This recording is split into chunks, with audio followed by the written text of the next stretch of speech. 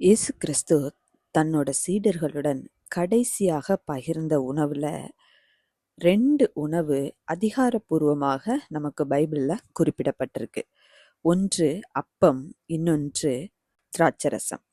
அப்பம் என்பது அவரது உடலை குறிக்கின்றது. திராட்சரசம் என்பது புதிய உடன்படிக்கையோட அடையாளம், அவருடைய இரத்தத்தை குறிக்கின்றது. இதை தாண்டி அந்த காலத்து பஸ்கா பாரம்பரியத்தின்படி என்ன உணவுகள் எல்லாம் இருந்திருக்கலாம் அப்படின்றத பார்ப்போம்.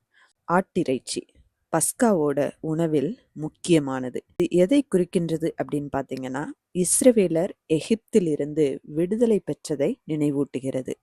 அடுத்ததாக கசப்பான கீரைகள் அடிமைத்தனத்தோட கசப்பை குறிக்கின்றது. அடுத்தது பழங்கள், திராட்சரசம் கலந்து செய்யப்பட்ட இனிப்பு. இது எதை குறிக்கின்றது அப்படின்னு பார்த்தீங்கன்னா, அடிமைத்தனத்தில் பயன்படுத்திய களிமண் நினைவாக இந்த உணவு பரிமாறப்படுகின்றது. அதை தவிர மற்ற சாதாரண உணவுகள் என்னெல்லாம் அப்படின்னு பார்த்தோம்னா, ஆலிவ், அத்திப்பழம், பேரிச்சை அன்றாட யூத உணவில் இருக்கின்றவை. ஸோ இந்த உணவுகள் எல்லாம் இயேசு கிறிஸ்து தன்னுடைய சீடர்களுடன் கடைசியாக பகிர்ந்த உணவில் ஒருவேளை இருந்திருக்கலாம் அப்படின்னு சொல்லப்படுது.